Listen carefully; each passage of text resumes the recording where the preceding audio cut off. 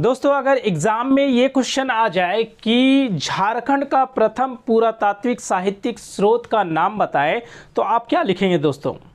निसंदेह अगर आपने पढ़ा है तो आप इसका जवाब बिल्कुल सही देंगे कि 13वीं सदी के ताम्रपत्र लेख में सबसे पहले झारखंड का नाम झारखंड के रूप में आया है। वैसे तो झारखंड का नाम जो है सो और भी जगह पर झारखंड के रूप में आया है। खासकर मुस्लिम इतिहासकारों ने अपनी पुस्तकों में झारखंड का नाम झारखंड के रूप में प्रदर्शित किया है। लेकिन हम जानते हैं कि बहुत सारे कालों में यानी विभिन्न कालों में हमारे राज्य का नाम अलग अलग नामों से प्रयुक्त होता आ रहा है दोस्तों। तो आज का जो हमारा टॉपिक है झारखंड इतिहास के अंतर्गत वो यही है दोस्तों कि आज के क्लास में हम लोग ये जानने का प्रयास करेंगे कि झारखंड के ऐतिहासिक नाम कौन कौन से हैं, यानी कि विभिन्न कालों में झारखंड को किस किस नाम से पुकारा जाता था या उसका उल्लेख किया जाता था। आज यही हम लोग का क्लास है दोस्तों, इसी को हम लोग बढ़ाते हैं। झारखंड हिस्ट्री की कड़ी को हम लोग लेके चलते हैं और ये जानते हैं कि हमारा झारखंड जो है सो अतीत काल में किस नाम से जाना जाता था, चाहे वो प्राचीन काल हो, मध्यकालीन हो, आधुनिक काल हो, कोई सा भी काल हो, उसमें कौन कौन से नाम प्रयुक्त होते थे।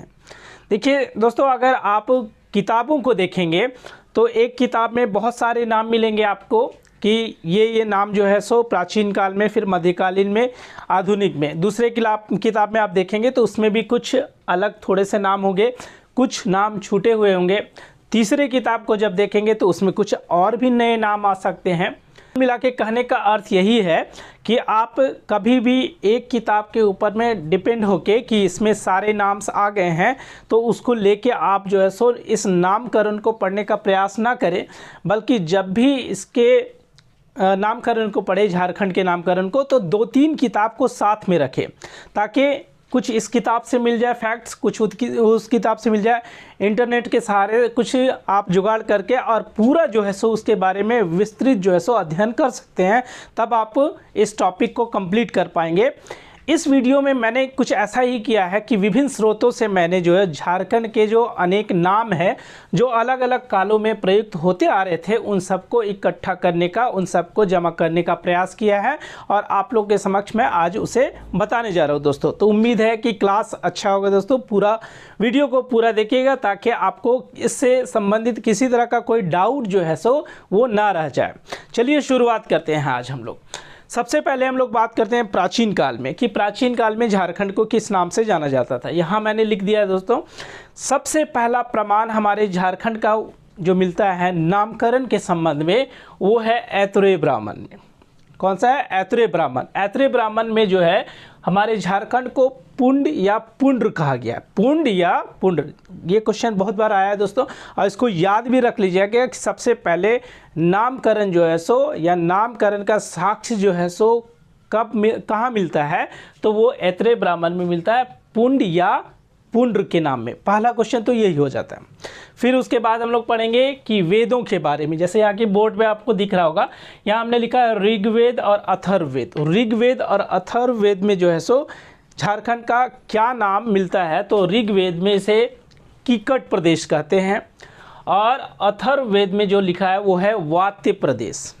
कीकट प्रदेश और वात्य प्रदेश, कीकट हो गया ऋग्वेद के लिए और वात्य जो है सो अथर्ववेद के लिए हो गया। फिर उसके आगे नीचे चलते पुराणों की बात कर लेते हैं। तो 3 पुराण जो है सो जिसमें झारखंड का नाम मिलता है वो है वायु पुराण, विष्णु पुराण और भागवत पुराण। वायु पुराण, विष्णु पुराण, भागवत पुराण, तीनों में नाम देखिए। वायु पुराण में झारखंड का नाम है मुरंड। क्या नाम है? मुरंड। विष्णु पुराण में मुंड और भागवत पुराण में जो है सो कीकट प्रदेश। कीकट प्रदेश, हालांकि कीकट हमने अभी ऊपर में देखा कि कीकट प्रदेश किस में था? ऋग्वेद में था। तो दोनों नाम मिलता जुलता है। यहाँ पर अध का और का दोनों है, यानी कीकट है आपका भागवत पुराण में और ऋग्वेद में था कीकट प्रदेश। नाम को थोड़ा सा देखते चलिएगा ताकि कन्फ्यूजन ना हो हम लोग का। हालांकि नाम बिल्कुल मिलता जुलता है, कीकट प्रदेश ऋग्वेद में और भागवत पुराण में कीकट प्रदेश हो गया। तो ये हो गया आपका पुराणों की बात होगी। वायु पुराण में मुरंड, विष्णु पुराण में मुंड और भागवत पुराण में कीकट प्रदेश हो गया। आगे आते हैं हम लोग समुद्रगुप्त के प्रयाग प्रशस्ति अभिलेख। हम लोग जानते हैं कि समुद्रगुप्त, जिसे भारत का नेपोलियन भी कहा जाता है, तो उसके दरबारी कवि हरिसेन ने उनकी प्रशंसा में जो एक अभिलेख है ना लिखा था, अभिलेख का जो है सो जो शिलान्यास करवाया था, प्रयाग प्रशस्ति अभिलेख उसे कहते हैं, उसमें हमारे झारखंड को कहा गया मुरुंड। क्या कहा गया? मुरुंड। अब ये देखिए मुरुंड ये भी मिलता जुलता है। ऊपर में हमने देखा कि वायु पुराण में मुरंड कहा गया है और यहाँ प्रयाग प्रशस्ति अभिलेख में मुरुंड कहा गया है। बहुत ही जो है सो एकदम मिलता जुलता है, इसको ध्यान में देखना, कन्फ्यूजन नहीं करना। विष्णु पुराण मुंड वायु पुराण में मुरंड और प्रयाग प्रशस्ति में मुरुंड। उसी तरह से ऋग्वेद में था कीकट प्रदेश और आपका भागवत पुराण में कीकट प्रदेश। ठीक है, आगे हम लोग चलते हैं महाभारत में। महाभारत जो ग्रंथ है उसमें हमारे झारखंड का नाम 2 जगहों पर आता है। एक तो दिग्विजय पर्व जो कि 14 पर्वों में से एक है। इसमें से दिग्विजय पर्व में झारखंड को कहा गया पुंडरिक देश। क्या कहा गया दोस्तों? झारखंड का नाम पुंडरिक देश। और एक और जगह पर जो है झारखंड का नाम आया है वो है पशुभूमि, या कहीं कहीं आपको पशुभूम भी देखने को मिलेगा, पशुभूम। उसके अलावा करखंड और एक और है अर्कखंड।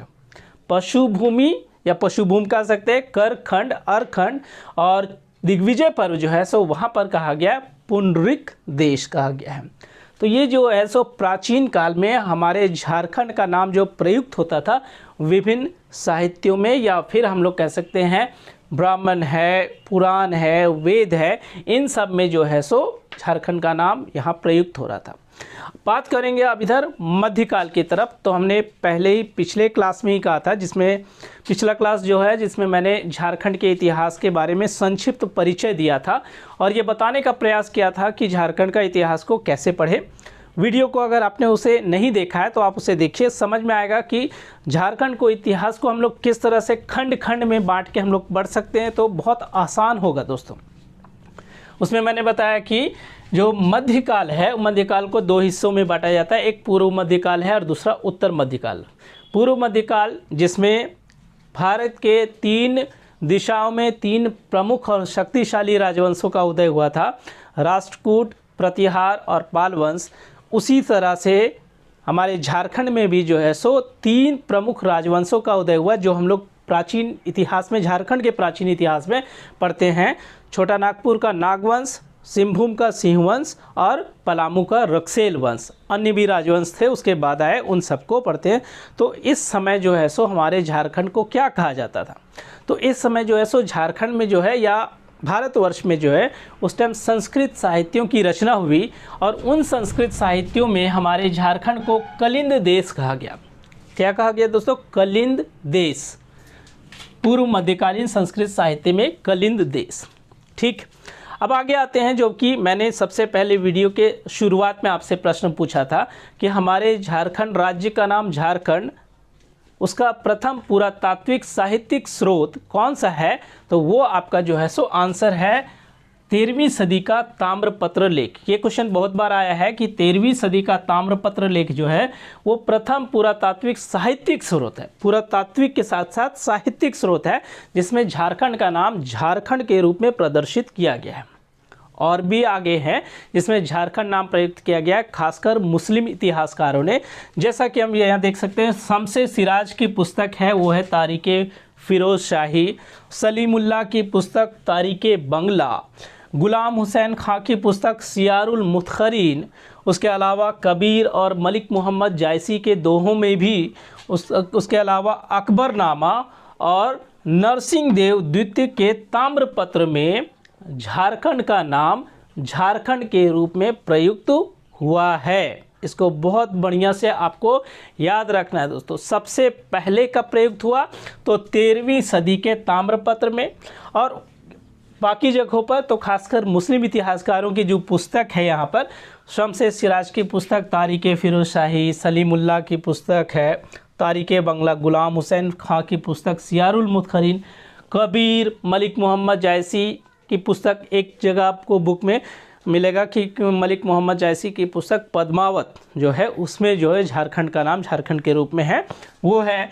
उसके अलावा अकबरनामा, फिर नरसिंहदेव द्वितीय के ताम्रपत्र में जो है सो झारखंड का नाम झारखंड के रूप में मिलेगा। तो ये प्रश्न बहुत महत्वपूर्ण हो जाता है एग्जामिनेशन पॉइंट ऑफ व्यू से कि हमारे झारखंड का नाम कहाँ पर झारखंड के रूप में मिलता है।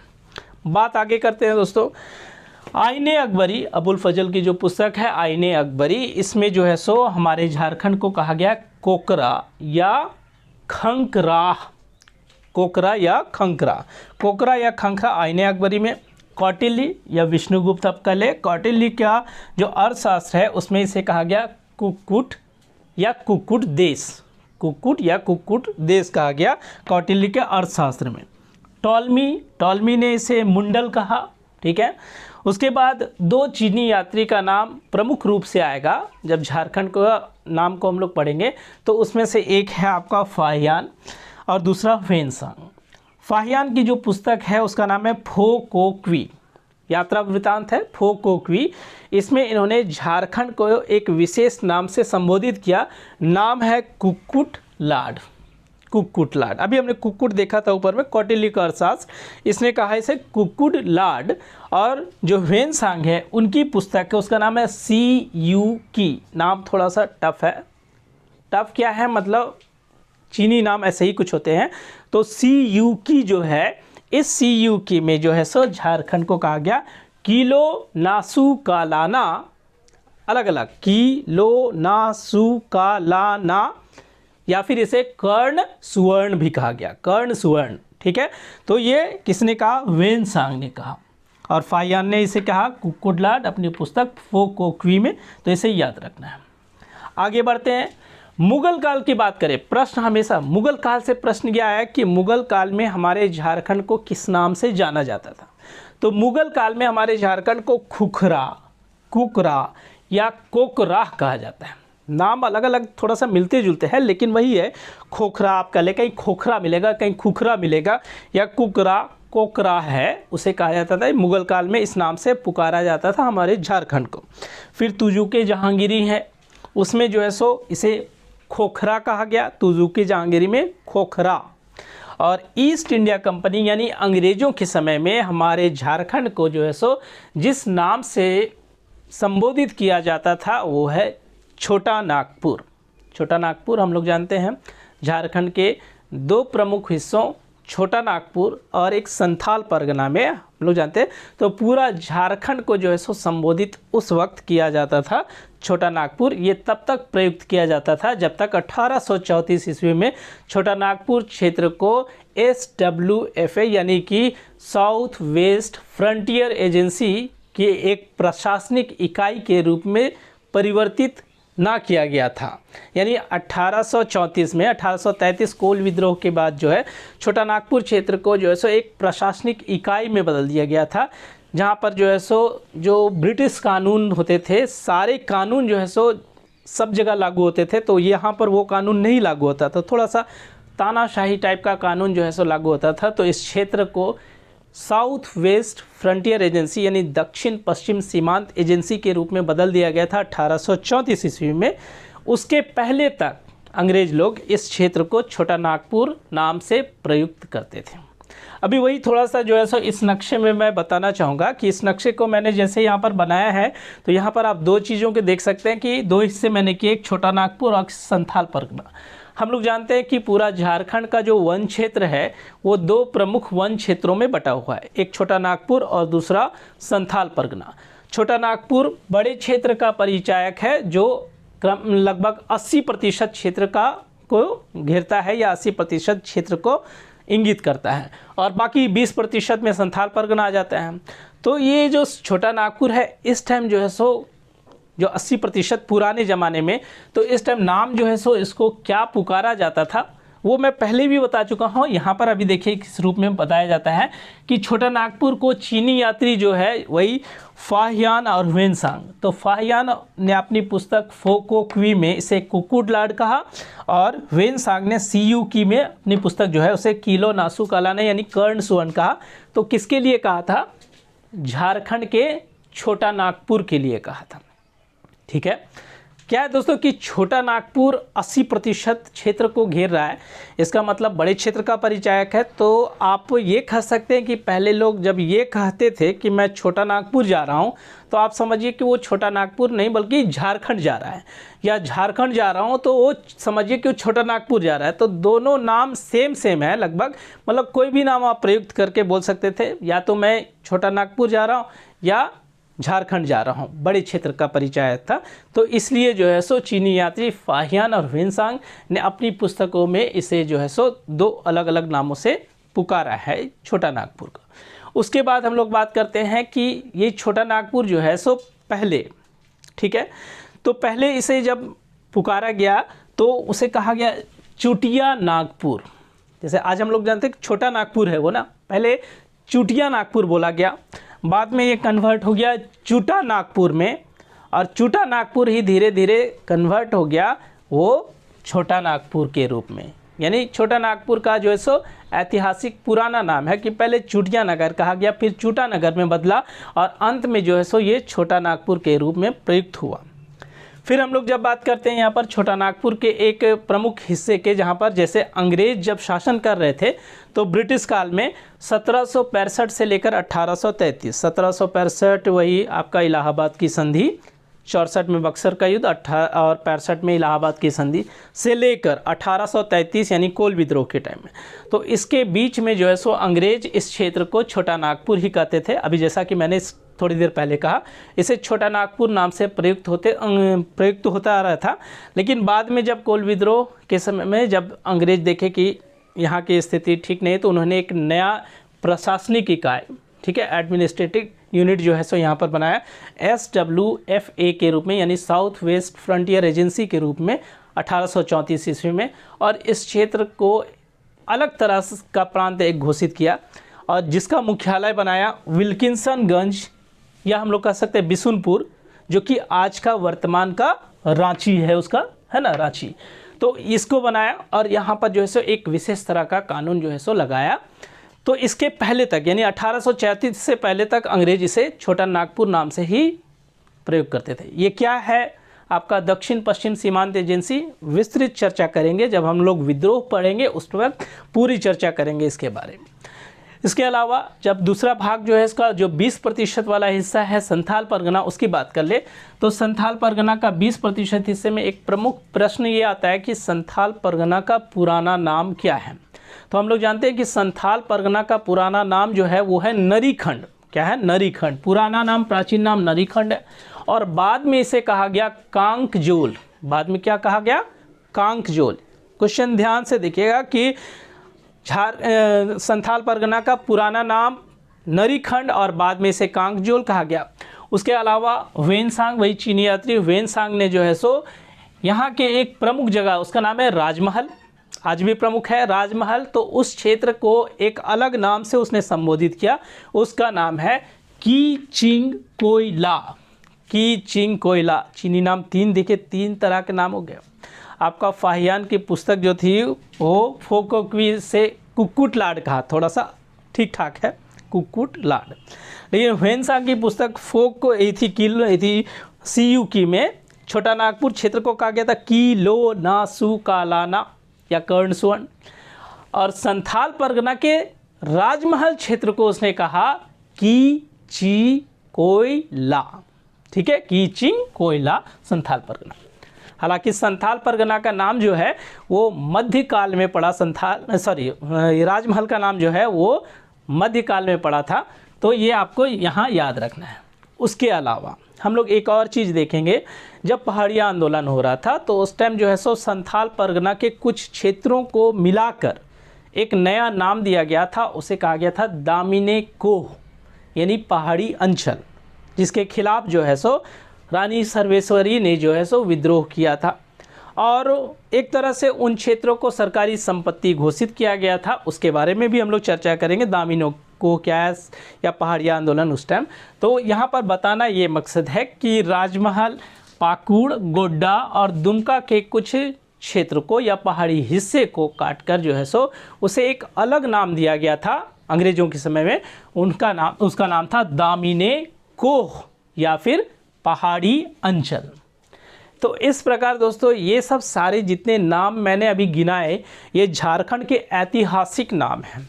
आपको बढ़िया से याद रखना है। बहुत सारे जगहों से इकट्ठा करके एक वीडियो में मैंने इसे बताने का प्रयास किया है कि प्राचीन काल में कौन से नाम थे, मध्यकालीन में, आधुनिक में क्या नाम थे, और उसके बाद जो है सो यहाँ पर झारखंड के विभिन्न क्षेत्र जैसे छोटा नागपुर और संथाल परगना में इसे किस नाम से पुकारा जाता था, इसको मैंने बताने का प्रयास किया है आसान शब्दों में। तो उम्मीद करता हूँ कि आप लोगों को ये वीडियो पसंद आया होगा। अगर वीडियो पसंद आया तो एक बार वीडियो को लाइक करें, शेयर करें, अपना कमेंट जरूर दें और साथ ही साथ चैनल को सब्सक्राइब कर लें, क्योंकि इस तरह के सारे टॉपिक्स पर जितने भी झारखंड के टॉपिक्स हैं या अन्य जीएस के टॉपिक्स हैं उस पर धीरे धीरे मैं वीडियो बना के आपके समक्ष लाते रहूँगा और कोशिश करूँगा कि आप सबों को इन सब वीडियो से मदद मिलते रहे एग्ज़ाम में और आप एग्ज़ाम में अच्छा स्कोर कर सके दोस्तों। धन्यवाद।